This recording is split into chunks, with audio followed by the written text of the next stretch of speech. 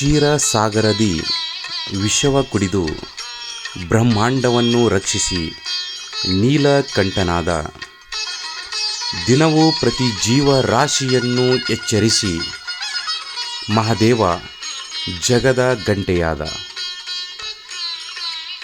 ಶಿಷ್ಟರನ್ನು ರಕ್ಷಿಸುವ ಶಂಕರ ದುಷ್ಟರನ್ನು ಸಂಹರಿಸಲು ಮುಖಂಡನಾದ. ಶಿವರಾತ್ರಿಯಂದು ಪರಮಾತ್ಮನ ಪ್ರತಿ ಸನ್ನಿಧಿಯಲ್ಲಿ ಪ್ರತಿಧ್ವನಿಸಲಿ ಈಶ್ವರನ ಸ್ತೋತ್ರನಾದ, ಈಶ್ವರನ ಸ್ತೋತ್ರನಾದ. ಎಲ್ಲರಿಗೂ ಮಹಾಶಿವರಾತ್ರಿಯ ಶುಭಾಶಯಗಳು.